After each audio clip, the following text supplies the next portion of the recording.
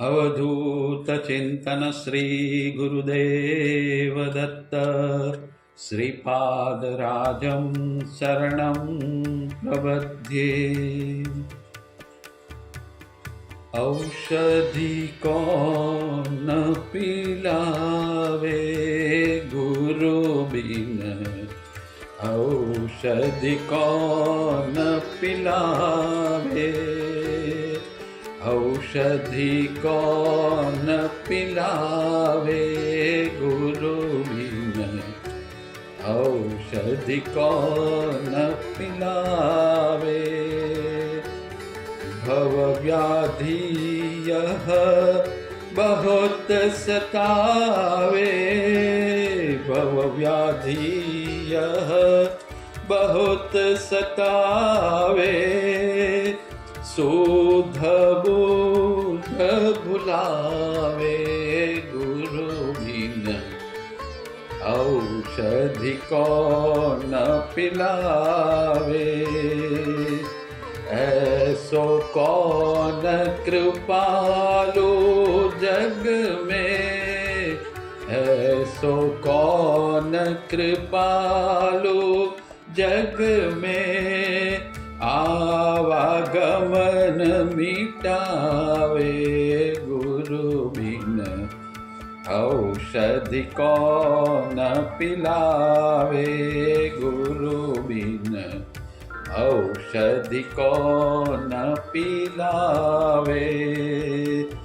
होवे कामिल नब्ज दिखाओ, होवे कामिल नब्ज दिखाओ, अमृत रंग पिलावे गुरु बिन, औषधि कौन पिलावे गुरु बिन, औषधि कौन पिलावे। अध्याय 12 अनुष्ठान समाप्ति। ઈશ્વરને પ્રાપ્ત કરવા ઘોર તપશ્ચર્યા કરવી પડે છે. તપશ્ચર્યા કરવા માટે શરીર સુખની ગણતરી થઈ શકે નહીં. સાધકે આકરામાં આકરી કસોટીમાંથી પસાર થવું પડે છે. અગ્નિ પરીક્ષા આપવી પડે છે. તલ માત્રની શિથિલતા પૂર્ણતાના પંથમાં અવરોધક બને છે. સુખ સગવડને દેશવટો આપવો પડે. ખાવાનું પીવાનું પહેરવા ઓઢવાનું વગેરેનો વિચાર સરખો ના આવવો જોઈએ. માત્ર પ્રભુમાં અટલ શ્રદ્ધા અને સંયમને બગલમાં રાખી અલખને ઓટલે ધૂણી ધખાવી પડે. ભય અને શંકાના ભૂતને ભગાડવા પડે. પ્રચંડ મનોબળ, અવિરત કાર્યશક્તિ, અદમ્ય ઈચ્છાશક્તિ અને અનન્ય અનન્ય શરણાગતિ જ પ્રભુને પામવા માટેની ગુરુ ચાવી છે. તપશ્ચર્યા એ અશક્ત અને કાયર માણસનું કામ નથી. એક ભક્ત કવિએ લખ્યું છે, હરિનો માર્ગ છે સુરાનો, નહીં કાયરનું કામ જોને, પ્રથમ પહેલું મસ્તક મૂકી વર્તી લેવું નામ જોને. પ્રભુના ચરણમાં સૌ પ્રથમ માથું સમર્પિત કરવું પડે. પૂજ્યશ્રીએ ઘોર તપશ્ચર્યા આદરી હોય. એક પછી એક સિદ્ધિઓ આપમેળે આવતી ગઈ. પૂજ્યશ્રી સિદ્ધિઓ તરફ નજર સરખી કર્યા વગર આગળ વધી ગયા. અત્યંત ઉન્મત્તા અવસ્થા આવી ગઈ. શરીરની કોઈ દરકાર નહીં. ખાવાનું પીવાનું સૂવાનું વગેરેનું કોઈ ભાન નહીં. પૂજ્યશ્રીની ઉન્મત્તા અવસ્થામાં તેમને સાચવવા, તેમની સેવા કરવા દાસકાકા ખડે પગે રહેતા. એકલા દાસકાકા જ પૂજ્યશ્રીની ઉન્મત્ત અવસ્થા જીરવી શકતા. પૂજ્યશ્રીએ દાસકાકાનું નિધન થઈ ગયા પછી તેમના માટે સંવત 1997ની ગુરુ દ્વાદશીના દિવસે લખ્યું છે, દાસકાકાને ચાલ્યા ગયે ઘણો વખત થઈ ગયો, પણ એ યાદ ના આવ્યા હોય એવો એક દિવસ ભાગ્યે જ આથમતો હશે. એમના વગર અહીં અંધારું છે. તેમના ગુણોની તો હવે સંભાળીને વાતો જ કરવાની રહે. અવધૂતની શરૂઆતની અકલ્પ્ય ઉન્મત્ત વૃત્તિને એ જ જીરવી શકે. એમનું જીવન કોઈ કર્મયોગી જેવું આદરણીય હતું. તેમનું મૃત્યુ ભલભલા ભક્તને પણ ઈર્ષા ઉપજાવે તેવું હતું. અવિરત અઘોર સાધનાને પરિણામે પૂજ્યશ્રીએ પ્રાણાયામ સિદ્ધ કરી લીધો અને આત્મ સાધનાની પવિત્ર ગરિમાળાના ગુરુ શિખર પર શૂન્ય શિખર પર આરોહણ કરી દીધું. આધ્યાત્મ જ્ઞાન માર્ગમાં પરમ આનંદના સામ્રાજ્યમાં પ્રવેશતા પહેલાં સાધક નિર્વિચારની અવસ્થામાં પહોંચે છે. આ અવસ્થામાં તેને કોઈ વિચાર આવતો નથી. હું બ્રહ્મ છું એવો વિચાર પણ તેને આવતો નથી. નિર્વિચાર અવસ્થામાં વિચારથી પર થઈ જવાય છે. મનુષ્યને વિચાર આવે તો મન જેવી કોઈ ચીજ છે તેવું લાગે. વિચાર શૂન્ય થઈ જવાય એટલે મનની પેલે પાર કૂદકો લાગી જાય છે. આ સ્થિતિમાં સાધકની વિચાર શક્તિ સંપૂર્ણપણે પોતાનામાં જ ઓગળી જાય છે. મનની બધી જ ક્રિયાઓ શાંત થઈ જાય. મનની વિચાર અને લાગણીની પાંખો કપાઈ જાય છે. મન જેવી કોઈ વસ્તુ અસ્તિત્વ જ રહેતું નથી. નિર્વિચાર અવસ્થામાં સાધક પ્રવેશે ત્યારે તેની સામે ઘેરો અંધકાર આવી જાય છે. કારણ કે વિચાર વગર કોઈ પણ વ્યક્તિ રહી શકતી નથી. જીવનભર વિચારોના મહાસાગરમાં યથેચ્છ વિહરવાને કારણે જ્યારે વિચારોનો લોપ થાય છે ત્યારે એક પ્રકારનું અવલંબન ચાલી ગયાની લાગણી થાય છે.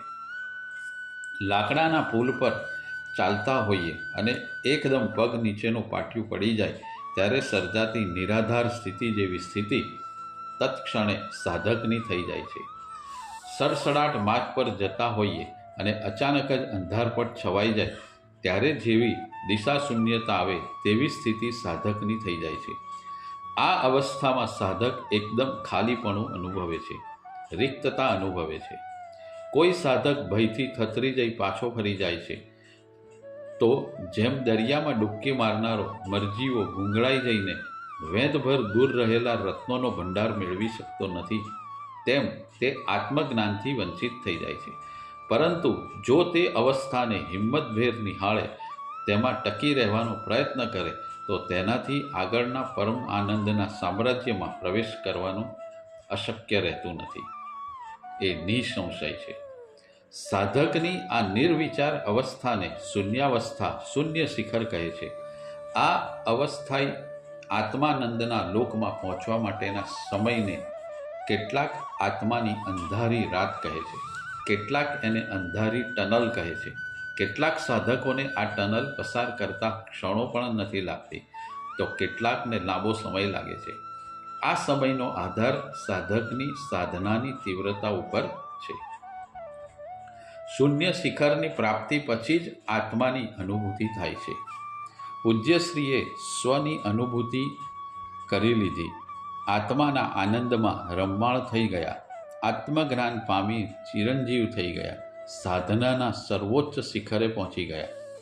કેવળ બ્રહ્મનો સાક્ષાત્કાર કરી લીધો. પૂજ્યશ્રીએ લખ્યું છે, શૂન્ય શિખર પર શબ્દ સુણાય, ચાલ દોડ અલબેલી, આનંદ વાજા વાગે ગગનમાં, ઘણનણ ઘંટા પેલી.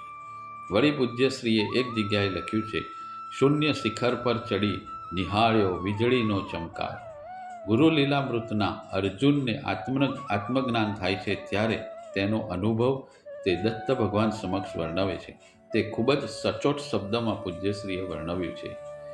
વેદી ક્ષણ માત્રે વદે બોલું શું ગુરુનાથ, આકાશે આકાશવત બધે હું જ સાક્ષાત. અનુભવ અનુભવિતા પૃથક નહોતા ત્યારે એમ, વૃત્તિ શૂન્ય અનુભવ આહા કોણ વર્ણવે કેમ. આત્મજ્ઞાનની પ્રાપ્તિ પછી સાધક કાંઈ મેળવવાનું હોતું નથી. પૂજ્યશ્રીએ બોધમાલિકાના 43મા શ્લોકમાં ગાયું છે, સ્વાત્મનો પરમ તત્વમ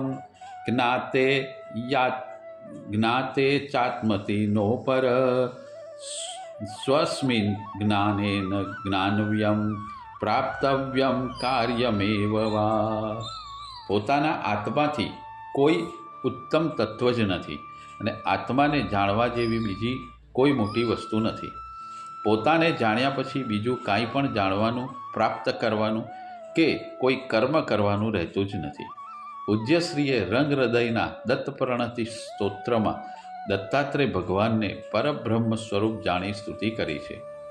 જેને જાણ્યા પછી જગતમાં કાંઈ બીજું જાણવાનું બાકી રહેતું નથી, જેને જોઈને એના સિવાય બીજું કાંઈ જોવાનું બાકી રહેતું નથી, એવા હૃદયથી અતીત દ્રશ્યવિહીન દ્રષ્ટિ સ્વરૂપ હૃદયમાં નિવાસ કરનારા એ દત્તાત્રેયને હું પ્રણામ કરું છું.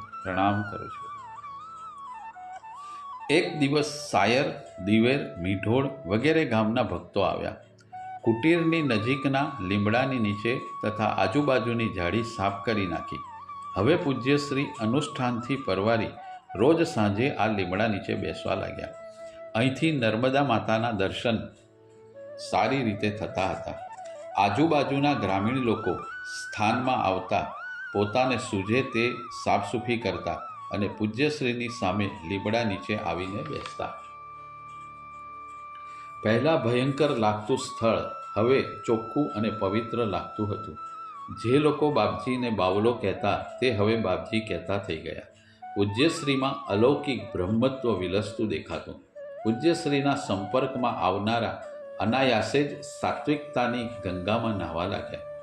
પૂજ્યશ્રી બધા પાસે અત્યંત સરળતાથી ખેતીવાડીની, ઢોરઢાખરની, વ્યવહારની વગેરે વાતો કરતા. ધીમે ધીમે પૂજ્યભાવ વધવાથી લોકો પૂજ્યશ્રી પાસે પોતાના દુઃખ દર્દની વાતો કરતા. પૂજ્યશ્રી ઉપાય બતાવે અને કેટલાયના અસાધ્ય રોગ મટવા લાગ્યા. ગાંડપણ, સર્પદર્શ વગેરે પણ પૂજ્યશ્રીની કૃપા પ્રસાદથી મટવા લાગ્યા. ગામ લોકો અત્યંત શ્રદ્ધાથી પોતાનો ઘરેલું પ્રશ્નો પણ પૂજ્યશ્રી સમક્ષ રજૂ કરતા. પૂજ્યશ્રી દરેકને યોગ્ય માર્ગદર્શન આપતા. પરિણામે આજુબાજુના ગામ લોકોમાં સાત્વિકતા, ભક્તિભાવ, નિરુપદ્રવિતા વગેરે સદ્ગુણો વિકસવા લાગ્યા. આ તો જીવતા જાગતા મનુષ્યની વાત થઈ, પરંતુ પૂજ્યશ્રીના નિયમિત સહવાસમાં આવનાર લીમડો, જેની નીચે પૂજ્યશ્રી બેસતા હતા, તે પણ પૂજ્યશ્રીની સેવા કરવા અધીરો થવા લાગ્યો. લીમડાએ પૂજ્યશ્રીને તાપ ન લાગે અને શીતળ પવન વાય તે માટે પોતાની ડાળીઓ ખૂબ વિસ્તારી દીધી અને વેલની જેમ પૂજ્યશ્રીની બેઠકની આજુબાજુ ફેલાઈ ગઈ. ડાળીઓ નીચે તરફ વધવા લાગી, છેક જમીનને સ્પર્શ થઈ ગઈ અને જોતજોતામાં તો તેની ડાળીઓ મંડપની જેમ ફેલાઈ ગઈ. અરે આનાથી પણ આગળ જઈને લીમડાએ પૂજ્યશ્રીના સંસર્ગને કારણે પોતાની જન્મજાત કડવાશ ત્યજી દીધી. આખા લીમડાના બધા જ પાન મીઠા થઈ ગયા. બ્રહ્મનિષ્ઠ મહાપુરુષના સંપર્કમાં આવનારામાં આ ફેરફારો સ્વાભાવિકપણે જ આવે છે. બ્રહ્મજ્ઞાની મહાપુરુષ બ્રહ્મભાવથી જેને હાથથી સ્પર્શે છે, જેને પોતાની આંખો વડે જુએ છે, તે જડ પદાર્થો પણ સમય જતાં જીવત્વ પામી આખરે બ્રહ્મત્વ પામે છે, મોક્ષ મેળવે છે. તો પછી તે મહાપુરુષની દૃષ્ટિમાં આવનાર પ્રાકૃત માનવીનો વહેલા મોડા મોક્ષ થવાનો જ છે, એમાં શંકા નથી. સંત સમાગમની લીમડા પરની આશ્ચર્યજનક અસરને કારણે લોકોને અત્યંત શ્રદ્ધા વધવા લાગી. ભક્તો લીમડામાં પણ દૈવી તત્વ નિરખવા લાગ્યા અને તેથી બધા ભક્તો લીમડાને પણ પ્રણામ કરવા લાગ્યા. તેની નીચે બેસી ધ્યાન કરનારને જલ્દી ધ્યાન લાગવા લાગ્યું. કોઈ કૂટ પ્રશ્નોનો ઉકેલ ન આવતો હોય તો તેની નીચે બેસી ધ્યાન કરવાથી ઘણી વખત ઉકેલ મળી જતો. તેથી ભક્તોએ તે પવિત્ર વૃક્ષને બોધિ વૃક્ષ કહીને સન્માન્યું. પૂજ્યશ્રી પાસે ગામડાના ભોળા તથા અભણ લોકો આવીને બેસતા. તેમને સ્થળ, કાળ વગેરેની બહુ ગતાગમ પડે નહીં. તેઓને સ્થાનની પવિત્રતા જાળવવાની પણ કોઈ સમજ ના પડે. તેઓ બાપજી સામે બેઠા બેઠા ખિસ્સામાંથી બીડી અને દીવાસળી કાઢી દમ મારવા માંડે અને પૂજ્યશ્રી પાસે બીડી પીતા પીતા વાતો કરે. આખું વાતાવરણ તીખી ગંધથી ભરાઈ જાય. પૂજ્યશ્રીને બીડીની ગંધ બિલકુલ ગમતી નહીં, એટલે તેમણે એક દિવસ કહ્યું, જુઓ ભાઈ, અહીં આવી બીડી પીવાની નહીં, સમજ્યા? ગામ લોકો કહે, બાપજી, એ તો અમને ટેવ પડી ગઈ, એટલે શું કરીએ? પૂજ્યશ્રી કહે, બહાર પીને આવો, અહીં આ સ્થાનમાં નહીં જ પીવાની. તમારા બધાના ગયા પછી મારે બીડીના ઠૂઠાની જાજમ સાફ કરવી પડે છે અને એની ગંધથી મને ઉલટી થાય છે. પૂજ્યશ્રીની સલાહની અસર સારી થઈ. બીજા દિવસથી સ્થાનમાં બીડી પીવાનું ઓછું થઈ ગયું અને ધીમે ધીમે બાપજી સામે કોઈ બીડી પીતું નહીં. એક વખત કહાણા ગામના મોતીભાઈ પટેલ આવ્યા. મોતીભાઈ નારેશ્વર ટ્રસ્ટના શરૂઆતના ટ્રસ્ટી હતા. બાપજી પાસે આડી અવળી થોડી વાતો કરી પછી ઘેર જતાં જતાં કુટીરના ઓટલા ઉપર આવેલી ખીટી પર પોટલી ભરાવી. બાપજી કહે, પટેલ, આમાં શું છે? પટેલ કહે, એ તો ખાંડ છે બાપજી. બાપજી કહે, ખાંડ શું કામ મૂકી છે? પટેલ કહે, એ તો બાપજી કોઈ ચાનો બંધાણી આવે તો બિચારો રકાબી ચા પીએ. પૂજ્યશ્રી કહે, બરાબર, તો પછી એક કામ કરો, એકાદ ડબ્બો ગાંજો અને એકાદ દારૂનું પીપ પણ અહીં મોકલી આપો, કારણ કે કોઈ ગાંજાનો કે દારૂનો બંધાણી આવી જાય તો બિચારો પાછો ના જાય, અને તેની વહેંચણી કરવા માટે એક માણસ પણ મોકલજો. મને એ કામ નહીં ફાવે, બરાબર ને? એમ કહી પૂજ્યશ્રીએ મોતીભાઈ સામે સૂચક નજર કરી. એક પણ અક્ષર બોલ્યા વગર મોતીભાઈ ખાંડની પોટલી લઈ ઓટલો ઉતરી ગયા. એક વખત કહાણા ગામના મથુરભાઈ પટેલ બાપજીના દર્શને આવ્યા. સત્સંગ કરતાં કરતાં મથુરભાઈએ કહ્યું, બાપજી, એક વિચાર આવે છે. પૂજ્યશ્રી કહે, બોલો. પટેલ કહે, નર્મદા પરિક્રમા કરનારા ભક્તો અહીંથી પસાર થાય છે. તે લોકોને ખબર પડે કે અહીં આપ બિરાજો છો તો સ્વાભાવિક રીતે તેઓ આપના દર્શને આવે. કોઈ વખત આ સ્થળે આરામ પણ કરે અને કદાચ સાંજ પડી ગઈ હોય તો રાતવાસો પણ કરે. તો બાપજી, પરિક્રમાવાસીઓ માટે સદાવ્રત શરૂ કરીએ તો કેવું? બીજું, અમુક ગામોમાં આવી વ્યવસ્થા હોય છે. પૂજ્યશ્રી કહે, વિચાર ઉત્તમ છે, પરંતુ એ કામ મને ના સોંપશો. મને મારું કામ કરવા દો. તમે ઓરડી બાંધો, સીધું સામાન રાખો, જોડે એક માણસ રાખો, અને જે કાંઈ કરવું હોય તે મને વચ્ચે લાવ્યા વગર કરો. પૂજ્યશ્રી પોતાની સાધનામાં ક્યારેય વિક્ષેપ ના આવે તે માટે ખૂબ જાગૃત હતા. વળી નારેશ્વર આવતા પહેલાં 2-3 સંતોએ સૂચના આપેલી કે લોક સેવામાં પડશો નહીં તો લેપાઈ જશો, અહમભાવ પેદા થશે અને સાધનામાં વિક્ષેપ પડશે. મથુરભાઈને સદાવ્રત માટેની વ્યવસ્થા કરવાનું અનુકૂળ ના પડ્યું, પરંતુ થોડાક દિવસો પછી પૂજ્યશ્રીને સ્ફુરણા થઈ કે કોઈ થાક્યો પાક્યો પરિક્રમાવાસી આવી જાય અને પાણી સરખું ના મળે તો સારું નહીં. જો પાણી પી શકે એટલું ખાવાનું એ પાસે હોય તો તેની આંતરડી ઠરે. સાંજ પડી, પૂજ્યશ્રી લીમડા નીચે બેઠા હતા. એક ભક્ત આવ્યા, પ્રણામ કરી અને પૂજ્યશ્રીની સામે બેઠા. થોડીવાર પછી બોલ્યા, બાપજી, આપણા સ્થાનમાં પરિક્રમાવાસી માટે થોડું ખાવા માટે અને પાણી પી શકે તેવી વ્યવસ્થા કરીએ તો? પૂજ્યશ્રી કહે, ઉત્તમ વિચાર છે, ગોઠવી દો. ભક્ત કહે, જે આવે તેને શેરેક ચણા આપવાના અને પાણી માટે એક ઓરડી બાંધવી અને તેની વ્યવસ્થા માટે કોઈ માણસ રાખીએ, બરાબર ને? પૂજ્યશ્રી કહે, ચોક્કસ કરો, પણ મને વચ્ચે ના લાવશો. મારા કામમાં વિક્ષેપ પડે એવું કાંઈ ના કરશો. ભક્ત કહે, હા બાપજી, બધું બરાબર ગોઠવાશે. ચણા વહેંચવા અને પાણી આપવા મોરારને કહીએ તો કેમ? બાપજી કહે, ચાલે, ચોક્કસ ચાલે. ભાવનાનું કામ છે, કરો કંકુના. ભક્ત કહે, બસ બાપજી, આપની આજ્ઞા અને આશીષ છે, પછી બધું જ થઈ ગયું સમજો. અને થોડા દિવસમાં બધું કામકાજ વ્યવસ્થિત ગોઠવાઈ ગયું. સાયર ગામમાં મૂળજી ગોર નામના એક હનુમાન ભક્ત રહેતા હતા. બાંધી દડીનું મજબૂત શરીર હતું. જ્યારે આવેશમાં આવે ત્યારે ચીચિયારીઓ પાડી જય બજરંગ બલી બોલે અને હનુમાનજી સિવાય કોઈને નમે નહીં. એક વખત કોઈએ મૂળજી ગોરને કહ્યું કે નારેશ્વરમાં એક બાવો આવ્યો છે, એ બાવો ચમત્કારી છે. ત્યારે તેમણે કહેલું કે એવા તો ઘણા બાવા જોઈ લીધા.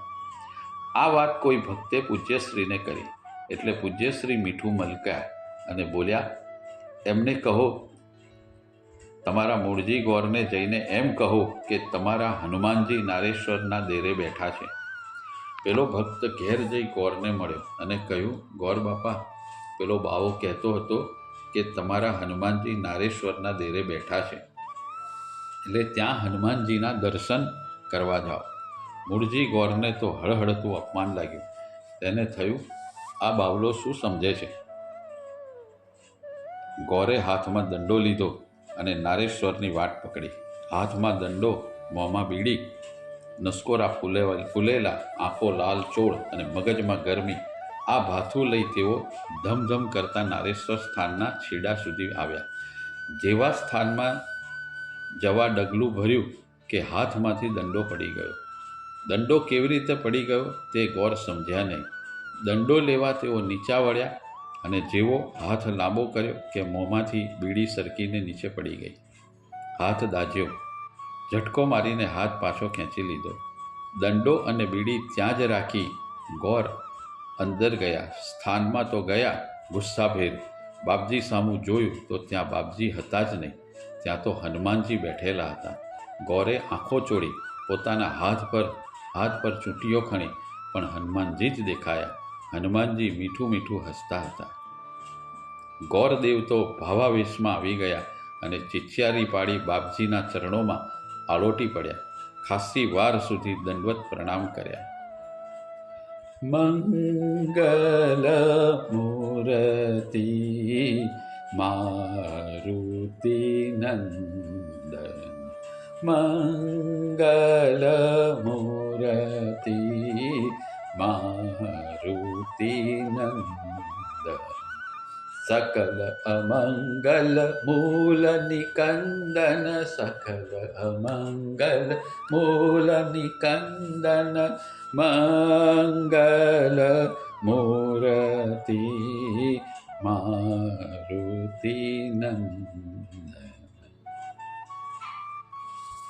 ખાસી વાર સુધી દંડવત પ્રણામ કર્યા. પછી ઊંચું જોયું તો પૂજ્યશ્રીના ભુવન મોહક સ્મિત દેખાયું. બસ ત્યારથી મૂળજી ગોર બાપજીને સમર્પિત થઈ ગયા. પૂજ્યશ્રીને દર્શને ઘણા બધા ભક્તો આવતા. તેમાં પૂજ્યશ્રીને ઘણી વખત ખૂબ વિક્ષેપ પડતો. તેઓ જરૂર જેટલો જ જવાબ આપતા. મોટાભાગના ભક્તો પોતાના સ્વાર્થ હેતુ સંતોષવા પૂરતા જ પ્રશ્નો કરતા. તેથી અનુષ્ઠાન પતાવી નારેશ્વર છોડી ક્યાંક દૂર જવા તેમણે વિચાર કર્યો કે જ્યાં આગળ તેમને કોઈ ઓળખી ના શકે. આ બાબત તેમણે મોદી કાકાને તારીખ 25/2/1927ના પત્રમાં લખી. આ સાથે પત્રમાં તેમણે બીજી પણ ખૂબ જ સોનેરી વાતો મોદીને લખી. પૂજ્યશ્રીએ લખ્યું, સત્યને જાહેર ખબરની જરૂર નથી. પ્યાસો હશે તો જળાશય ખોરતો હજારો ગાંવથી પણ આવશે.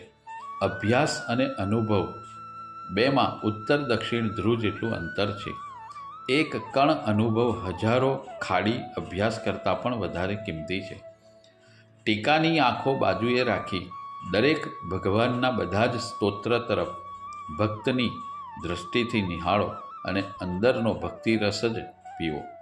ભણતર કરતાં ભાવ તરફ જુઓ. ઈશ્વરના દરબારમાં ભણતરની એટલે કે શુષ્ક શબ્દ પંડિત્યની જરૂર નથી. તે કેટલીક વખત સાધકને અભિમાનની ગર્તામાં નાખી દે છે. પૂજ્યશ્રીએ આગળ લખ્યું છે કે હું બધી ભાષા ભૂલી ગયો છું, માત્ર હૃદયની ભાષા જ જાણું છું. પૂજ્યશ્રી બ્રહ્મ સાથે એકરૂપ થઈ ગયા. તેમને કોઈની સાથે આધ્યાત્મિક ચર્ચા કરી પોતાની મહત્તા સ્થાપવાની લેશ માત્ર ઈચ્છા થતી ન હતી. તેઓ હંમેશા ચર્ચા કરવાનું અને ઉપદેશ આપવાનું ટાળતા હતા અને તેથી એક વખત તેમણે તપસીને લખ્યું છે,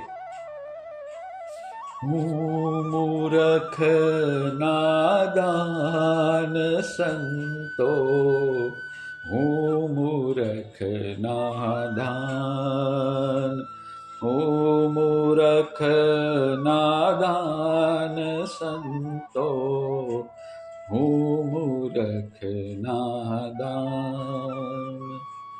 સ્નાન ન જાણો, ધ્યાન ન જાણો, સ્નાન ન જાણો, ધ્યાન ન જાણો, પૂજા નવ પવમાન સંતો, હું મૂરખ નાદાન.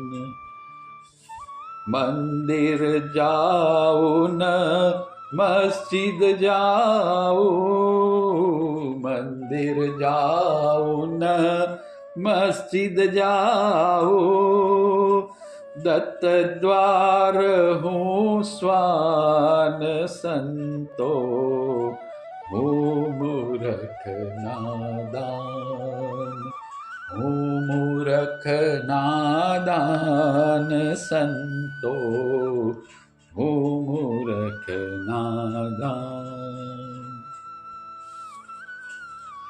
નવરાત્રિના દિવસો હતા. બાપજી રોજ બપોરે 3 વાગે ગુફામાં મોટેથી બોલીને ચંડીપાઠ ભણતા હતા. તે દરમિયાન એક દિવસ તેમને બહાર જવાનું થયું. તેથી સ્થાનને સ્વચ્છ રાખી ધ્યાન રાખનાર મોરાર એકલો પડ્યો. મોરાર પૂજ્યશ્રીની ગેરહાજરીમાં સાફસૂફી ઉપરાંત ધૂપદીપ પણ કરતો.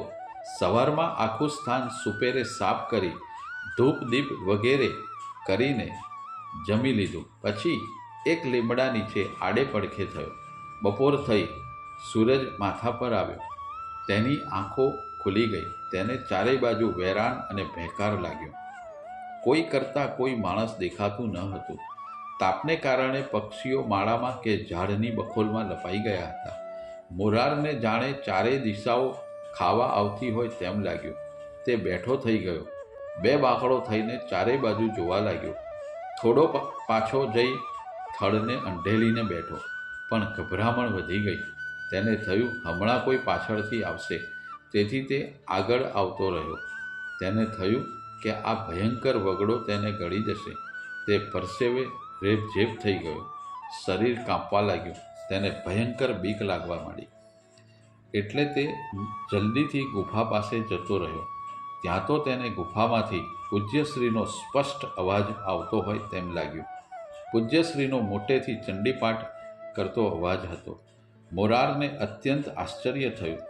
તેણે ગુફાના બારણા પાસે જોયું તો બારણું બહારથી બંધ હતું. તે ડઘાઈ ગયો. તેને થયું કે પૂજ્યશ્રી અંદર ક્યાંથી આવ્યા.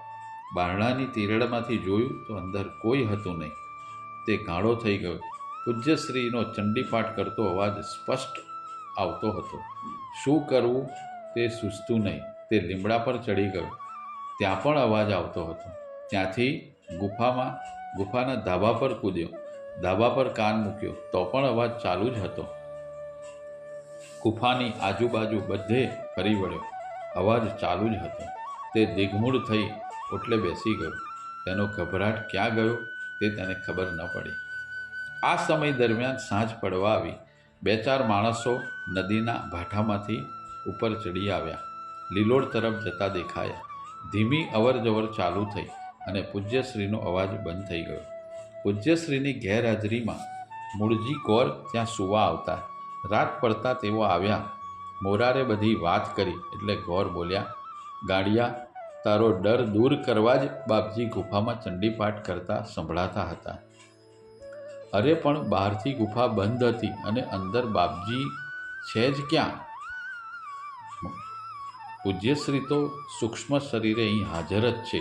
તને તેની હાજરીની ખાતરી કરાવવા માટે અને તું એકલો નથી એમ જણાવવા માટે ચંડીપાઠ કરતા હતા, સમજ્યો?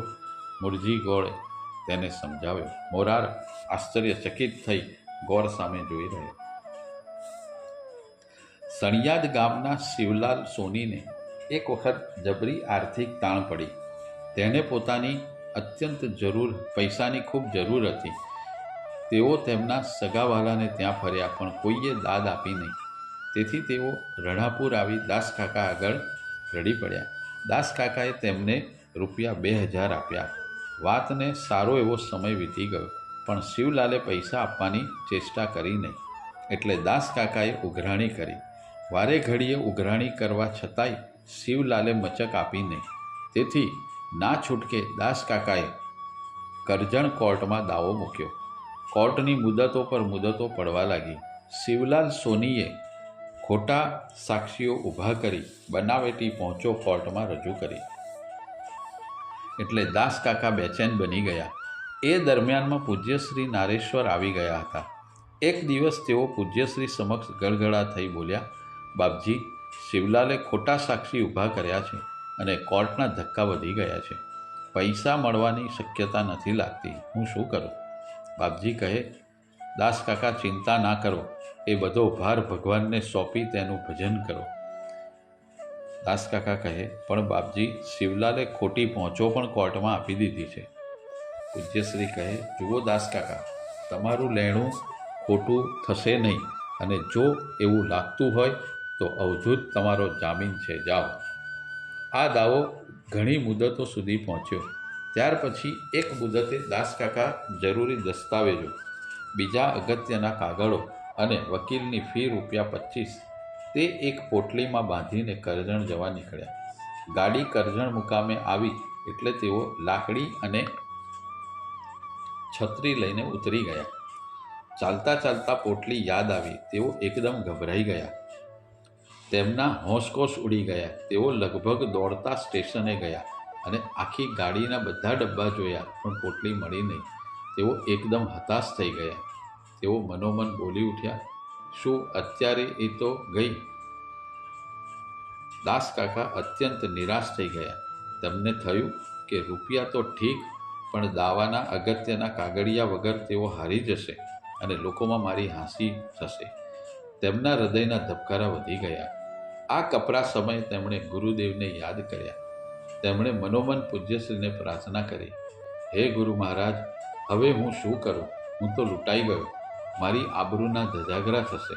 પ્રભુ, તારા ભક્તની વહારે આવો. એટલામાં તો તેમણે એક મુસ્લિમને તેમની તરફ આવતો જોયો. તેમણે એને ક્યારેય જોયો ન હતો. તે મુસ્લિમ સીધો દાસકાકા સામે આવીને ઊભો રહ્યો. તેના મોં ઉપર મીઠો મલકાટ હતો. તે બોલ્યો, કાકા, શી ચિંતા કરો છો? તમારી પોટલી ખોળો છો ને? જુઓ, આ જ તમારી પોટલી છે ને? જોઈ લો બધું. દાસકાકાએ પોટલી લીધી એટલે મુસ્લિમ બોલ્યો, કાકા, બરાબર તપાસી જુઓ, કશું રહી નથી ગયું ને? દાસકાકા તો ખુશ થઈ ગયા. તેમણે પોટલીમાં કાગળિયા, રૂપિયા વગેરે તપાસી લીધું. પછી તેઓ બોલ્યા, ભાઈ, બધું જ બરાબર છે. તે મારું બહુ મોટું કામ કર્યું છે. એમ કહી તેઓ તેને શિરપાવ આપવા લાગ્યા. પણ પેલો મુસ્લિમ થોડો શિરપાવ લેવા આવ્યો હતો. એ તો માત્ર દાસકાકા સામે જોઈ મલકાતો જ રહ્યો. પછી દાસકાકાએ તેને ચા નાસ્તો કરવાનો આગ્રહ કર્યો, પણ પેલો મુસ્લિમ કાંઈ પણ જવાબ આપ્યા વગર પાછો વળી ગયો. તે માત્ર 10-15 ડગલા દૂર ગયો હશે, ત્યાં તો અદૃશ્ય થઈ ગયો. થોડી પળો માટે દાસકાકાને થઈ ગયું કે ચોક્કસ મારા ગુરુ મહારાજ જ યવન વેશે મને પોટલી આપી ગયા. કોર્ટનું કામ પરવારીને દાસકાકા સીધા નારેશ્વર ગયા. દાસકાકાને દૂરથી આવતા જોઈને પૂજ્યશ્રી બોલ્યા, દાસકાકા, આવા દાવા લડો છો? અગત્યના કાગળિયા ગાડીમાં ભૂલી જવાય હશે. હવે ફરી જ્યારે કરજણ જવાના છો, જો જાઓ તો મારે માટે મુસ્લિમો પહેરે છે એવી ટોપી લેતા આવજો. દાસકાકા સમજી ગયા કે પૂજ્યશ્રી જાતે યવન વેશ લઈ અને પોટલી આપવા આવેલા. તેઓ તો દોડતા જઈને પૂજ્યશ્રીના ચરણમાં આળોટી પડ્યા. તેમની આંખોમાંથી આંસુની ધારા ચાલી. તેમનું હૃદય કૃતજ્ઞતાથી ભરાઈ ગયું. દાસકાકાને થયું કે બાપજી ખરેખર જામીન થઈ ગયા. 1-2 વધારાની મુદતોમાં દાસકાકા જીતી ગયા. રૂપિયાના બદલામાં શિવલાલે ઘર અને જમીન દાસકાકાને આપી દેવી પડી. ત્યાર પછી તેઓ સળિયાદ છોડી ભરૂચ રહેવા જતા રહ્યા. દાસકાકાના દીકરી મૂડીબહેનને નજીકના કહોણા ગામે સોની ડાયાલાલ ભગવાનદાસ સાથે પરણાવેલા. લગ્ન પછી થોડા સમય તેઓ વડોદરા ભરૂચ રહેલા, એટલે શહેરનો થોડો પાસ લાગેલો. વધારામાં જુવાનીની વિચારસરણી, એટલે દાસકાકા બાપજી ઉપર આટલા ઓળઘોળ થઈ જાય, ખર્ચ કરે, પોતાનું કામ મૂકીને પૂજ્યશ્રીની સેવા કરે, જે જરાય ઓછું ગમતું. તેથી કેટલીક વખત તેઓ દાસકાકાને ટકોર કરતા. આમ છતાં કુટુંબના સંસ્કારને કારણે ઘણી વખત ગુરુવારે સંઘાત શોધી પૂજ્યશ્રીના દર્શન કરવા જતા. પરંતુ સંપૂર્ણ શ્રદ્ધા મૂકતા ખચકાય. તેઓ ગુરુવારે નકોરડો ઉપવાસ કરતા. એક ગુરુવારે તેઓ પૂજ્યશ્રીના દર્શને ગયા. પગે લાગી સામે બેઠા. પછી બોલ્યા, બાપજી, ભરૂચ જવાની છું. કાંઈ જોઈતું કરતું હોય તો મને કહો, લેતી આવીશ. પૂજ્યશ્રી કહે, મારે કાંઈ નથી જોઈતું. નિતાંત નિસ્પૃહતા વયમ, હું નિસ્પૃહ છું. મૂડીપોઈ કહે, તો પણ કાંઈક મંગાવો. પૂજ્યશ્રી કહે, પણ મારે કશાની જરૂર જ નથી, પછી શું મંગાવો?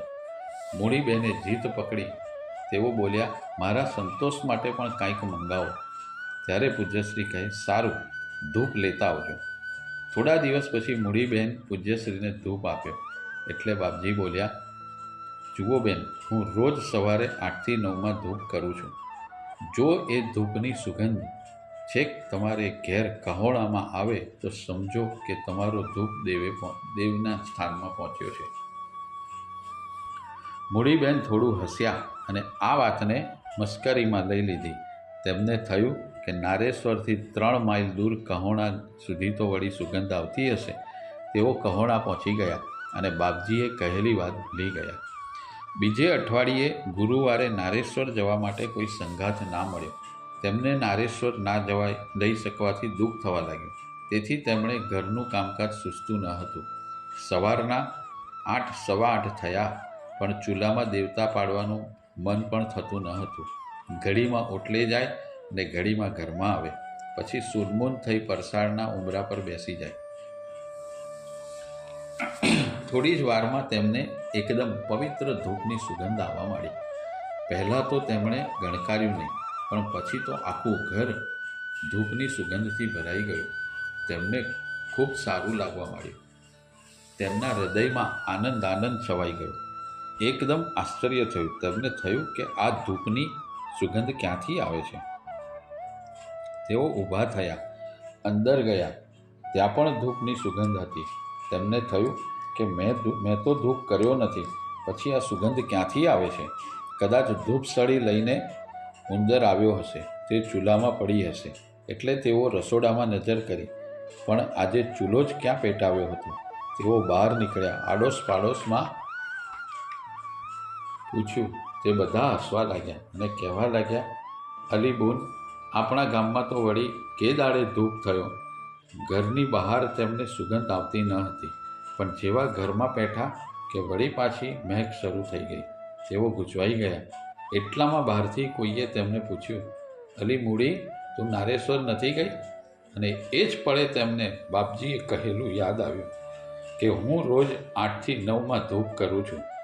તેમની નજર ઘડિયાળ પર પડી તો બરાબર 8:30 વાગ્યા હતા. મૂડીબેન અવાક થઈ ગયા. ઘડિયાળ સામે તેમની નજર ચોંટી ગઈ. તેમની આંખમાંથી દળદળ આંસુ વહેવા લાગ્યા. પૂજ્યશ્રી માટે અત્યંત શ્રદ્ધા પ્રગટી. કોઈક વખત બાપજીને બીજા ધતિંગ કરનારા બાવાઓની કક્ષામાં મૂકી દીધા હશે, તે માટે ખૂબ પસ્તાવો થયો. તેમણે મનોમન પૂજ્યશ્રીની માફી માગી અને ધૂપની સુગંધ સંકેલાઈ ગઈ. એક વખત મૂડીબેન કોઈ બાઈને લઈ બાપજીના દર્શન કરવા ગયેલા. કુટીરમાં પાણીનો ઘડો ખાલી હતો. તે બંને જણ ઘડો લઈ પાણી ભરવા નદીએ ગયા. નદીમાંથી પાણી ભરીને પાછા ફરતા હતા, ત્યાં તો મૂડીબેન એકદમ એક બાજુએ ધકેલાવા લાગ્યા. તેમણે કેડી પર આવી જવા ખૂબ પ્રયત્ન કર્યો, પણ તેઓ આવી શક્યા નહીં અને છેક ઝાડી સુધી ખેંચાઈ ગયા અને ઝાંખરામાં પડી ગયા. તેમની સાથે ગયેલી બેન ખૂબ ગભરાઈ ગઈ. તેઓ દોડતા મૂડીબેન પાસે ગયા, ઝાંખરામાંથી હાથ પકડી બહાર કાઢ્યા. પછી ફરીથી નદીમાં નાહી ધોઈ ફરીથી ઘડો ભરી સ્થાન પર આવ્યા. દૂરથી આવતા જોઈ પૂજ્યશ્રી બોલ્યા, કેમ વાર લાગી બેન? તમને જોવા માટે હમણાં હું ત્યાં જ આવતો હતો. મૂડીબેને બધી વાત કરી. પૂજ્યશ્રી ગંભીર થઈને બોલ્યા, જો મૂડી, ચારે બાજુ ભેંકાર છે, અવર જવર ખૂબ ઓછી છે, તેથી નદી બાજુ એકલા ના જવું. પછી ઉમેર્યું, કુટીરમાંથી એક વાસુદેવ નામસુધા નામની પુસ્તક મારા આસન પાસે પડી છે, તે લઈ જા. તેનો એક પાઠ રોજ કરજે. મૂડીબેન ચોપડી લઈ ગયા.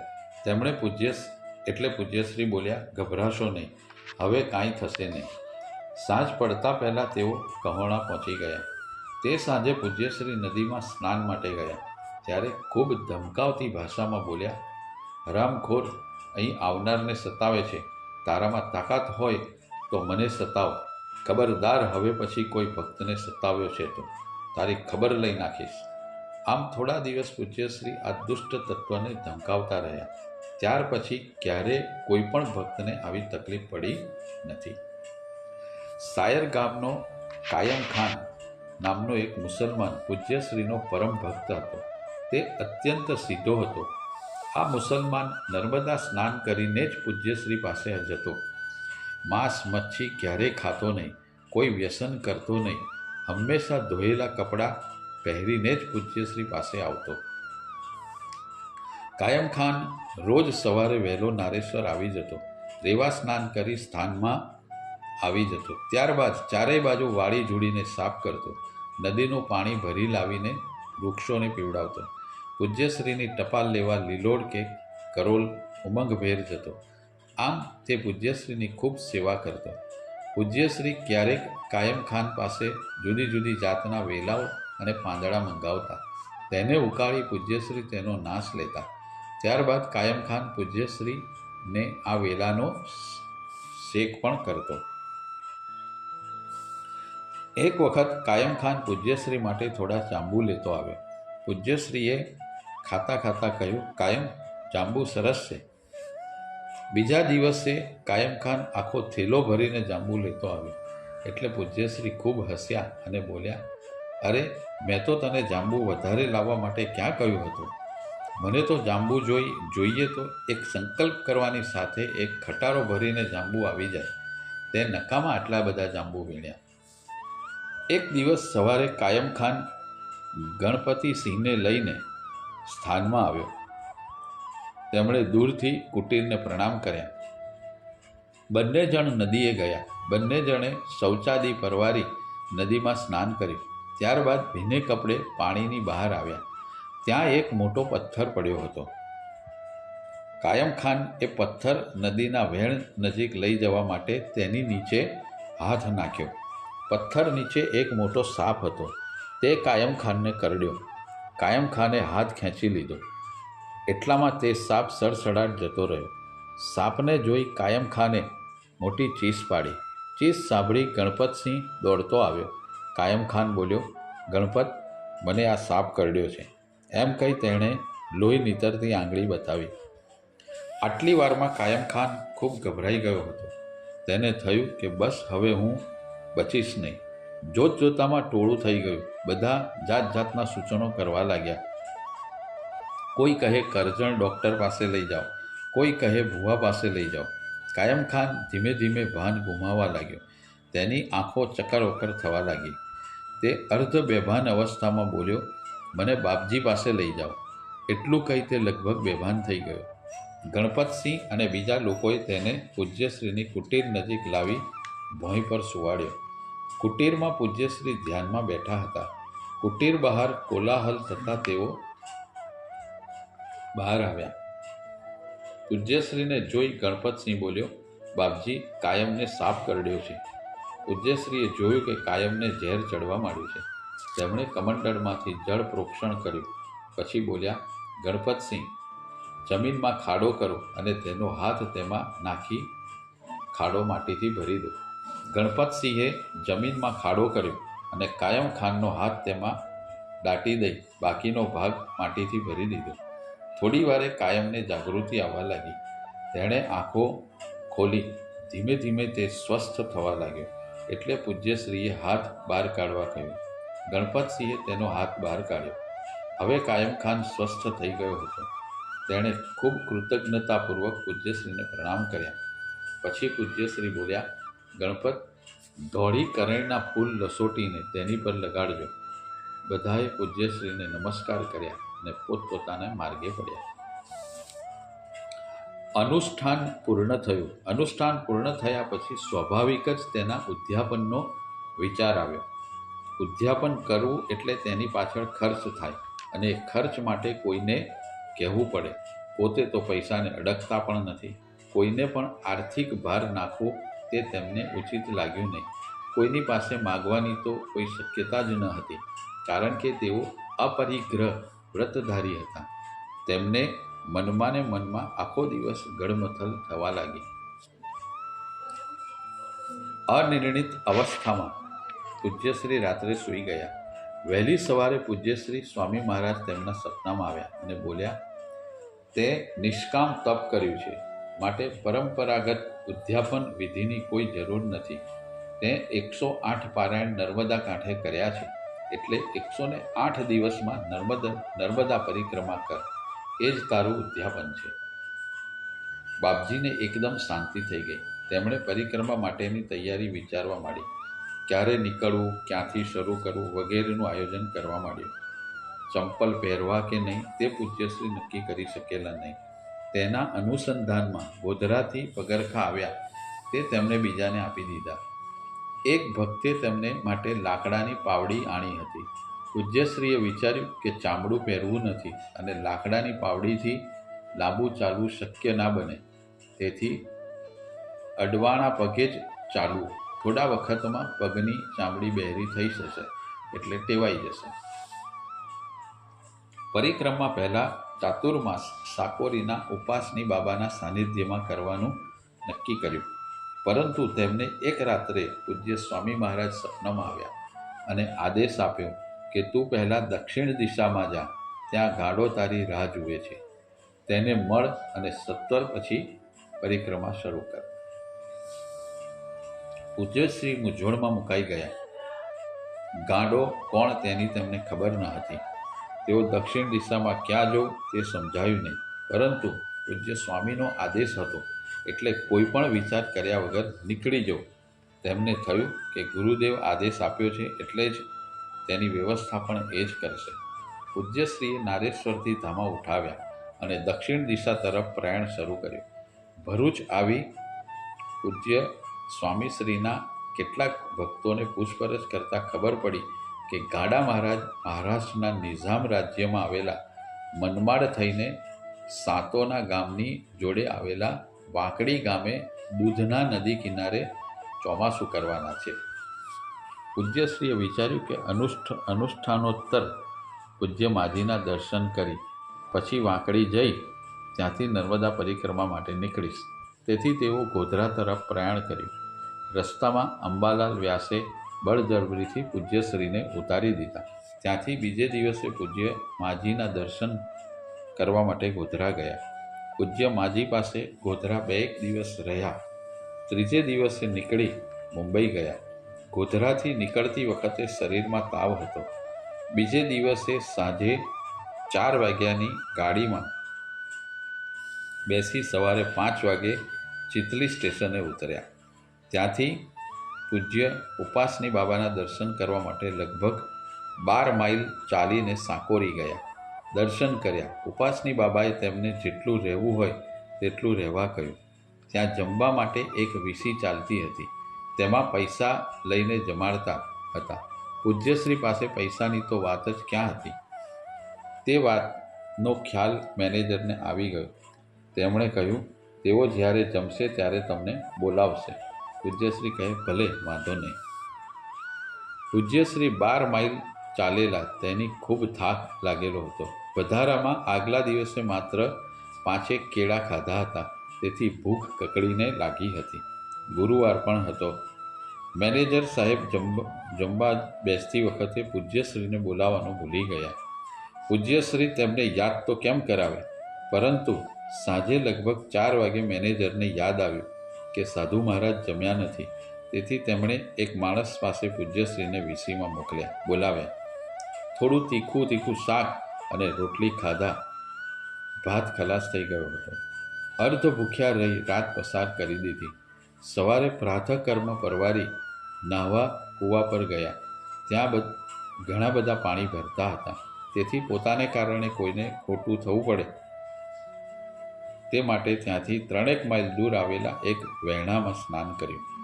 બીજા દિવસે 11 વાગે પૂજ્ય ઉપાસની બાબાના દર્શન કરી માધુકરી માગવા ત્યાંથી 2 માઇલ દૂર રાહતા ગામમાં ગયા. જિંદગીમાં પહેલી વખત ભિક્ષા માગતા હતા. રાહતા મહારાષ્ટ્રનું એકદમ પછાત વિસ્તારનું ગામડું હતું. ગરીબાઈ અત્યંત હતી. ગામમાં 5-6 બ્રાહ્મણના ઘર હતા, પરંતુ ક્યાંય ભિક્ષા ના મળી. ભર બપોરે 12 વાગે પાછા સાકોરી આવી ગયા. આગલા દિવસે અર્ધ ભૂખ્યા રહેવાને કારણે ચાલવાનો થાક લાગતો હતો. હવે અહીં રહેવાની ગુરુદેવ ના પાડે છે, તેથી ત્યાંથી 14-15 માઇલ દૂર આવેલા કોપર ગામનો રસ્તો પકડ્યો. પેટ ભાડું માગતું હતું, પણ તેની ઈચ્છાઓને પૂર્ણ કરી શકાય તેમ ન હતું. વરસાદને કારણે જમીનમાંથી પથ્થરો બહાર નીકળી આવ્યા હતા. તે પગમાં ફસોફસ પેસી જતા હતા. પગમાં ફોલ્લા પડી ગયા. વચ્ચે વચ્ચે કાંટા અને કાદવ પણ સારો એવો હતો. રસ્તામાં પી શકાય તેવું પાણી પણ ન હતું. તેથી પિત્ત પ્રકોપ થયો. આમ છતાં જેમ તેમ કરીને 13-14 માઇલનો રસ્તો કાપી નાખ્યો. કોપરગાંવ એકાદ માઇલ દૂર હશે ને ભયંકર ભૂખ, તરસ, થાકને કારણે ચક્કર આવી ગયા અને પૂજ્યશ્રી ભોંય પર બેભાન થઈને પડી ગયા. કોણ જાણે કેટલોય વખત તેઓ ત્યાં પડી રહ્યા હશે. એટલામાં કોઈ પ્રભુ પ્રેર્યો હરિનો લાલ આવી ગયો. તે કોપરગાંવનો જ હતો. તેણે ઢંઢોળીને પૂજ્યશ્રીને જાગૃત કર્યા. અત્યંત અશક્તિ આવી ગઈ હતી.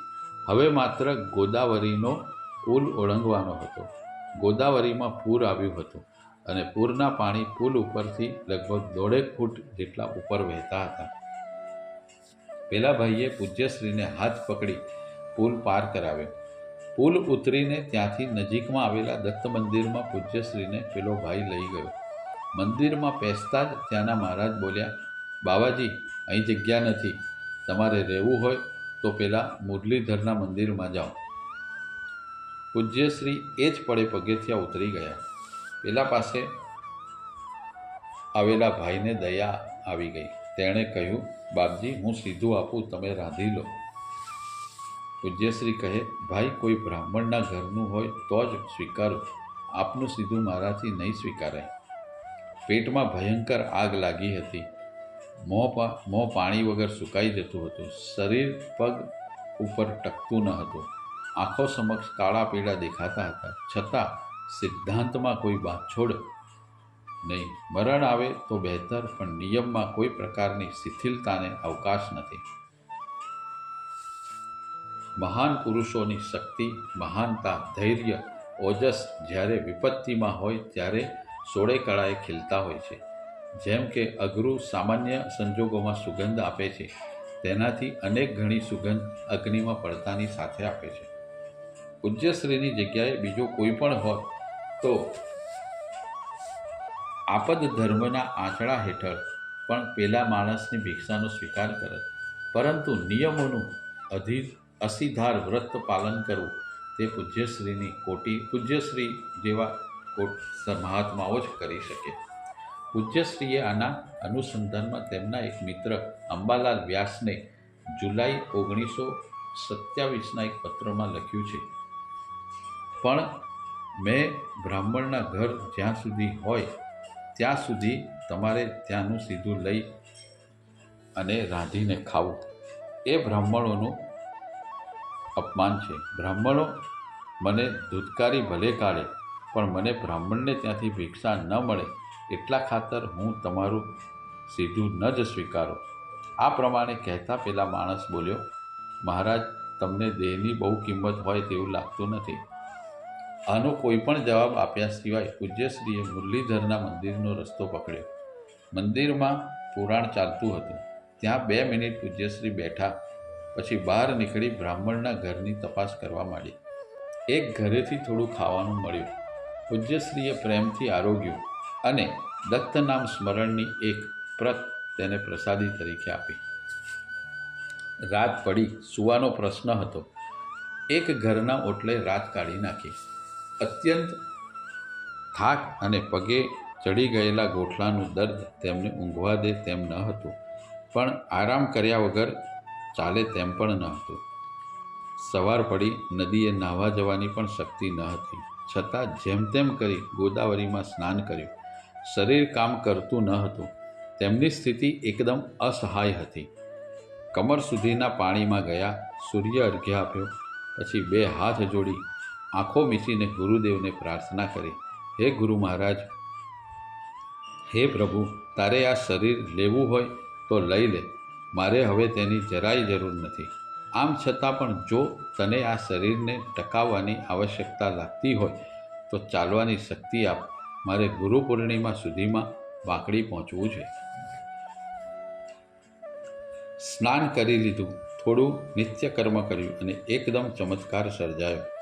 પૂજ્યશ્રીના શરીરમાં શક્તિના ફુવારા ફૂટવા લાગ્યા. તેમને થાક ક્યાં ગયો તેની ખબર ના પડી. તેઓ એકદમ સ્વસ્થ થઈ ગયા. શરીરમાં અત્યંત સ્ફૂર્તિ આવી. તેઓ ગોદાવરી માને પ્રણામ કરી, ગુરુ મહારાજને મનોમન પ્રણામ કરી, ખભે જોડી ભેરવી નીકળી પડ્યા. કોપરગાંવથી 12 માઇલ યેવલા આવ્યા. ત્યાં 2-5 મિનિટ બેસી 7 માઇલ દૂર આનંદસુલ પહોંચ્યા. ત્યાં બપોર થવા આવી. ભિક્ષાની વ્યવસ્થા થઈ ગઈ. ભિક્ષા લઈ વૈજાપુર તરફ ચાલવા માંડ્યું. રસ્તામાં ભૂલા પડ્યા, ખૂબ અથડાયા. રાત પડી ગઈ. તરસ પણ ખૂબ લાગી. ત્યાં એક ગામ આવ્યું. તે ગામમાં એક બ્રાહ્મણને ત્યાં જલપાન કર્યું અને રાત્રે તેમના ઓટલા પર સૂઈ ગયા.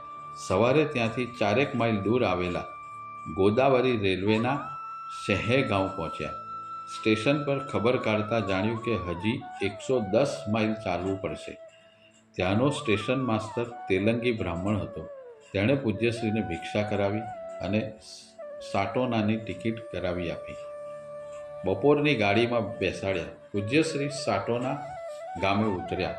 પૂજ્યશ્રીને એટલી ખબર હતી કે સાટોના પાસે દૂધના નદીને કિનારે આવેલા વાંકડી ગામે ગાડા મહારાજ ચાતુર્માસ કરવા આવવાના છે. સાટોના સ્ટેશન પર તપાસ કરતાં ખબર પડી કે સાટોના નજીક વાંકડી નામના 3 ગામો આવેલા છે. એ 3 ગામો દૂધના નદીને કિનારે જ આવેલા છે. પાસે વાંકડી ગામ 4 માઇલ દૂર હતું. પૂજ્યશ્રીએ ચાલવા માંડ્યું. ગાડીમાં પાણી પીધું નહીં. તરસ લાગેલી. સાંજ પડી ગયેલી. છતાં કોઈ તકલીફને ગણકાર્યા વગર, ધ્યેય વગર આગેકૂચ કરવા માંડી. વરસાદને કારણે રસ્તામાં કાદવ કીચડ, કાંટાથી પગ આગેકૂચ કરવા માંડી. ગામડાના રસ્તાઓ ભલભલાને ભટકાવી દે તેમ પૂજ્યશ્રી ભૂલા પડ્યા. માથાના વાળ ગૂંચવાઈ ગયેલા, શરીર પર ઉઝરડા પડી ગયેલા, કપડાં અસ્તવ્યસ્ત થઈ ગયેલા. મોં, દાઢી, મૂછવાળું અને તેમાં ચમકતી વિશાળ આંખોને કારણે કોઈ એમની પર વિશ્વાસ કરે તેવું બને જ નહીં. ઘણું બધું ચાલ્યા પણ ગામ કે નદી કશું જ ના આવ્યું. ગળું સુકાઈ ગયું હતું. પૂજ્યશ્રીએ વિચાર્યું કે ક્યાંક તો નદી આવશે એટલે પાણી પીને ત્યાં સૂઈ જઈશ. પણ ઘણું બધું ચાલ્યા પછી એક ગામ આવ્યું. ગામ લોકો તેમનાથી ડરવા લાગ્યા. પૂજ્યશ્રીના છૂટા કેસ, વિચિત્ર વેશ સાથે રાત્રે ભટકતા જોઈ બધા તેમની પર વહેમાવા લાગ્યા. પૂજ્યશ્રીએ એક જણને દૂરથી પૂછ્યું, ભાઈ, મારે વાંકડી જવું છે, ક્યાંથી જવાશે? પેલો ભાઈ ગૂંચવવા લાગ્યો. એટલામાં તેની પત્ની બોલી, આ ભટકતું ભૂત ક્યાંથી ગામમાં ઘૂસી ગયું છે? બીજો એક બોલ્યો, કાઢી મૂકો એને ગામની બહાર. પૂજ્યશ્રીએ કહ્યું, મારે અહીં રહેવું નથી, મને વાંકડીનો રસ્તો બતાવો. પણ લોકો રસ્તો બતાવવાને બદલે જુદી જુદી વાતો કરવા લાગ્યા. કોઈ કહેતું કે આ કોઈ નજીકથી આ કોઈ ભટકતું ભૂત લાગે છે, એટલે કોઈ એમને રસ્તો બતાવવા તૈયાર ન હતું. એક જણ બોલ્યો, અલ્યા એમને ધકેલી મૂકો ગામની બહાર. ત્રીજો બોલ્યો, મેથી પાક આપો એટલે ભાગી જશે. આમ બધા પોતપોતાની રીતે સૂચનો આપવા લાગ્યા. પૂજ્યશ્રી તો એકદમ સ્વસ્થ રીતે એક જ જગ્યાએ સ્થિર ઊભા હતા. તેમણે ખૂબ જ શાંતિથી તેમની નજીકમાં ઊભેલા એક માણસને કહ્યું, ભાઈ, હું સાધુ છું, ગુજરાતથી આવું છું અને વાંકડી ગાડા મહારાજને મળવા જાઉં છું. રસ્તો ભૂલો પડ્યો છું, તેથી અહીં ચડી આવ્યો છું. મહેરબાની કરીને મને રસ્તો બતાવો. પેલો માણસ સહેજ સમજુ હતો. તે રસ્તો બતાવવા પૂજ્યશ્રીની નજીક ગયો. ત્યાં તો તેની પત્ની તાડુકી, ખબર નથી પડતી એ ધુતારાની નજીક કેમ જાઓ છો? એને જ્યાં જવું હશે ત્યાં જશે, તમે આમ આવી જાઓ. બીજા એક માણસે પૂજ્યશ્રીને દૂરથી કહ્યું, આ બાજુની કેડીએથી નીકળી જાઓ. 1-2 કલાક ચાલતા ગામ આવી જશે. વચ્ચે નદી આવશે, તેને કિનારે કિનારે જજો. ચાલતા ચાલતા નદી આવી. પાણી પીધું અને નજીકના ગામમાં પૂજ્યશ્રી ગયા. ત્યાં એક બ્રાહ્મણને ત્યાં ગયા. ફળાહાર કર્યો અને ત્યાં જ સૂઈ ગયા. આ ગામ વાંકડી જ હતું, પણ અહીં ગાડા મહારાજ આવવાના ન હતા. સવારે ઉઠી બીજા 2 વાંકડીમાં પૂજ્યશ્રીએ ખબર કાઢી આવે તો એક વાંકડીમાં ગાડા મહારાજ આવવાના છે તેની ખબર મળી. હજુ આવ્યા ન હતા. તેથી પૂજ્યશ્રી સાટોના જવા નીકળ્યા અને જે ગૃહસ્થને ત્યાં ગાડા મહારાજ ઉતરવાના હતા તેમને તેઓ મળ્યા. તે ગૃહસ્થે કહ્યું, મહારાજ સાંજે આવશે. પૂજ્યશ્રી વાંકડી જુલાઈ 1927ના બીજા સપ્તાહમાં ગુરુ પૂર્ણિમા વિક્રમ સંવત 1983 પહેલાં પહોંચી ગયા. સાંજ પડી ગાડા મહારાજ આવી ગયા. ગાડા મહારાજ હાલ યોગાનંદ સરસ્વતીના નામે જાણીતા હતા. તેમણે ટેમ્બે સ્વામી મહારાજની અનન્ય સેવા કરી હતી. તેઓ તેમના પરમ ભક્ત હતા. તેઓ સુરત જિલ્લાના તલંગપુર ગામના હતા. તેમનો જન્મ દત્ત જયંતિને દિવસે થયો હતો અને હાલ મહારાષ્ટ્રના પાથરી તાલુકાના ગુંજ ગામે સ્થિર થયા હતા. ટેમ્બે સ્વામીની નિશ્રામાં અષ્ટાંગ યોગ અને પૂર્ણ જ્ઞાન પ્રાપ્ત કર્યું હતું. ગાડા મહારાજને તેમના અલગ રૂમમાં લઈ જવાયા. તેમને એક સાધુ મળવા આવ્યા છે તેમ કહ્યું. ગાડા મહારાજને ખબર પડી જ ગઈ હતી. તેમણે પૂજ્યશ્રીને બોલાવ્યા. પૂજ્યશ્રી અંદર ગયા. ગાડા મહારાજ લગભગ આસન પર ઊભા થઈ ગયા અને બોલ્યા, આવો આવો બ્રહ્મચારી, એમ કહી પોતાની પાસે બેસાડ્યા. ક્યાંય સુધી ઔપચારિક વાતો કરી. બીજા દિવસે ગાડા મહારાજ અને પૂજ્યશ્રી દૂધના નદીને કિનારે વાંકડી ગામે ગયા. ત્યાં ગયા પછી ગાડા મહારાજે પૂજ્યશ્રીને કહ્યું, જુઓ બ્રહ્મચારી, હું ગુજરાતી છું. પૂજ્ય સ્વામીજીના સહવાસને કારણે થોડું ઘણું મરાઠી જાણું છું. પૂજ્ય સ્વામીજીના બ્રહ્મલીન થયા પછી તેમનું જીવન ચરિત્ર મેં મરાઠી ભાષામાં લખ્યું છે. તેનું નામ શ્રી ગુરુમૂર્તિ ચરિત્ર એવું આપ્યું છે. તેનું નિત્ય પારાયણ અને અનુષ્ઠાન વગેરે થઈ શકે તે માટે તેને ઓવિબદ્ધ કાવ્યમય કરવા એક સાક્ષરને આપ્યું છે. તે બધું લખાઈને આવી ગયું છે. આ લખાણ આપી ગયા પછી એક દિવસ પૂજ્ય સ્વામીજી સ્વપ્નમાં આવ્યા અને કહ્યું, આ ઓવિબદ્ધ કાવ્યને સુધારવા માટે તારી પાસે બ્રહ્મચારીને મોકલું છું. શુદ્ધિ અને પ્રકાશન બધું જ તેને સોંપી દેજે. બસ ત્યારથી હું તમારી રાહ જોઉં છું. પૂજ્યશ્રીને તરત જ ખ્યાલ આવી ગયો કે પૂજ્ય સ્વામી મહારાજ સાથી ગાડા મહારાજની પાસે મને મોકલ્યો છે. તેમણે પૂજ્ય ગુરુદેવને આ સેવાનો મોકો મળ્યો તેથી ખૂબ જ ધન્ય અનુભવતા હતા. તેથી ખૂબ આનંદ થયો. તેમણે ગુરુદેવના મનોમન ખૂબ આભાર માન્યો. કેવી અનન્ય ગુરુ ભક્તિ, ગુરુ પર અતૂટ શ્રદ્ધા. માત્ર સ્વપ્નમાં જ દક્ષિણ દિશામાં જા, ગાડો તારી રાહ જુએ છે. એટલી જ માત્ર સૂચનાને અનુસરીને એકદમ અજાણી વ્યક્તિ અજાણી જગ્યાએ જવા માટે નીકળી જવું એ ગુરુ પરની શ્રદ્ધાની પરાકાષ્ઠા સૂચવે છે. ગાડા મહારાજ સુધી પહોંચાડવા માટે ખિસ્સામાં રાતી પાઈ ન હતી. અરે પૈસાને અડકવાનું જ નહીં એવી પ્રતિજ્ઞા તેમની અવધૂતી જોડીમાં પડી હતી. સેંકડો માઇલ સુધી જવાનું, રસ્તામાં શું ખાવું, શું પીવું, ક્યાં સૂવું, કાંઈ વિચારવાનું નહીં. શરીરને માત્ર ગુરુદેવને આશરે સોંપીને વિચરવા દેવાનું. તાડ, તડકો, વરસાદ, અગવડતા, યાતનાઓ, ભૂખ, તરસ, થાક, અશક્તિ, તાવ વગેરેનું પોટલું માથે મૂકી માત્ર ગુરુદેવના આદેશનું પાલન કરી નીકળી પડવું એ બહુ ઊંચા ગજાની વ્યક્તિ જ કરી શકે છે. પરમ પૂજ્ય ગુરુદેવનું આ કામ કરવા માટેની પૂજ્યશ્રીની ઉત્કટ ભાવનાનું અને ગુરુદેવ માટેની અત્યંત આદર, શ્રદ્ધા અને કૃતજ્ઞતા દર્શાવતી વાત તેમણે તેમના મિત્ર અંબાલાલ વ્યાસને લખી. તેમાં તેમણે લખ્યું, ગુરુ મહારાજની આટલી સેવા મારે માથે થાય એથી વધારે સ્પૃહણીય મારે માટે શું હોઈ શકે. ગુરુ મહારાજના મારા પર અનેક ઉપકાર છે. તેમના પાર્થિવ શરીરનું દર્શન મને નથી થયું, પણ મારામાં જે કંઈ રામ છે તે કેવળ એમની કૃપા છે. એ વિશે મને લેશ માત્ર પણ શંકા નથી. ગાડા મહારાજે ફાઇલ પૂજ્યશ્રીને આપી. પૂજ્યશ્રીએ તે લઈ આંખો પર અને માથા પર અડાડી. એક અલગ ઓરડામાં પૂજ્યશ્રીના રહેવાની વ્યવસ્થા થઈ. પૂજ્યશ્રી સવારે એક વખત જમતા, સાંજે ચરણામૃત લેતા. ખાવાનો સમય જળવાતો ન હતો, પણ દિવસમાં એક વખત જમવાની વ્યવસ્થા ગામમાં રહેતા 5 બ્રાહ્મણોને ત્યાં થઈ હતી. પૂજ્યશ્રી સવારમાં અનુષ્ઠાન કરતા, અને બપોર પછી ગુરુમૂર્તિ ચરિત્ર તપાસવાનું કાર્ય કરતા. દરમિયાનમાં પૂજ્ય સ્વામીજીના એક શ્લોકમાં પૂજ્યશ્રીને ભૂલ લાગી. તેમણે તે ગાડા મહારાજને વાત કરતાં કહ્યું, મહારાજ શ્રી, સ્વામીના આ શ્લોકમાં થોડી ભૂલ છે. આટલું સાંભળતા તો ગાડા મહારાજને પગમાંથી ઝાળ ઉપડી. તેમણે આંખો લાલચોળ થઈ ગઈ, મોં તપી ગયું અને બોલ્યા, તમને ખબર છે બ્રહ્મચારી, તમે કોની ભૂલ કાઢો છો? મારા ગુરુ મહારાજની ભૂલ કાઢો છો? પૂજ્યશ્રીને થયું કે બફાઈ ગયું. મહારાજ હમણાં ધક્કો મારીને કાઢી મૂકશે.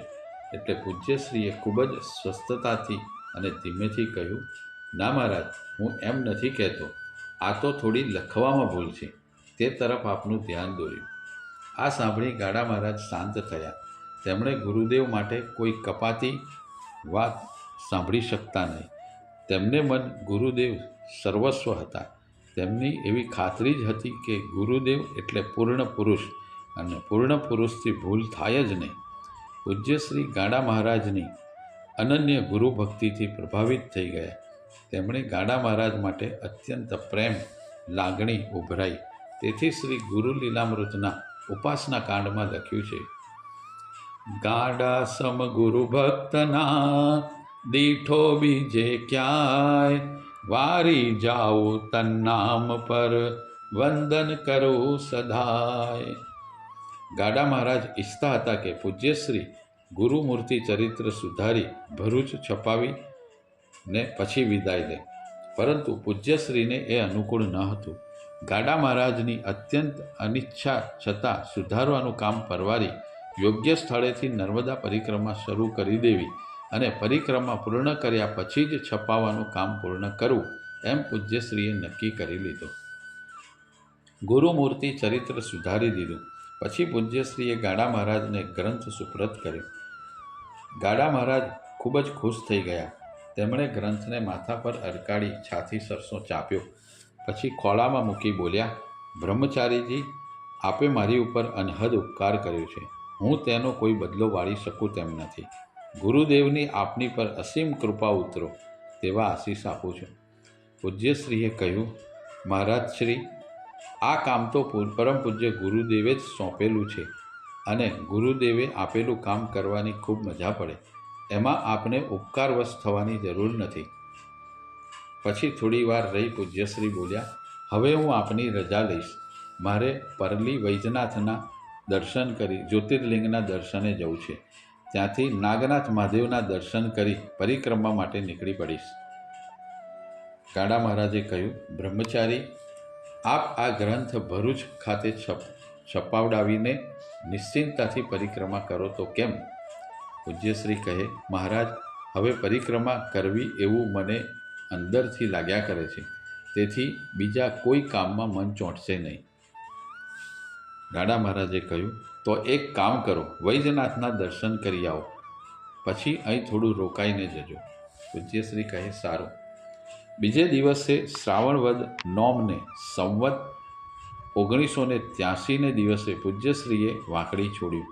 ત્યાંથી 50 માઇલ દૂર આવેલા પરલી ગામે વૈજનાથના જ્યોતિર્લિંગના દર્શન કરી પાછા ફરતા ભાદરવા સુદ એકમના રોજ વાંકડી આવ્યા. ત્યાં 2 દિવસ રોકાઈ ભાદરવા સુદ ચોથને દિવસે વાંકડી છોડી નાગનાથના દર્શને નીકળી પડ્યા. ત્યાંથી અકોલા થઈ મોરટક્કા નર્મદા કિનારે પહોંચી ગયા. ઓમકારેશ્વરના મમલેશ્વર જ્યોતિર્લિંગના દર્શન કરી મોરટક્કા પાછા આવી ગયા. અવધૂત ચિંતન શ્રી ગુરુદેવ દત્ત શ્રીપાદરાજમ શરણમ પ્રબધ્યે. અધ્યાય 12 સમાપ્ત.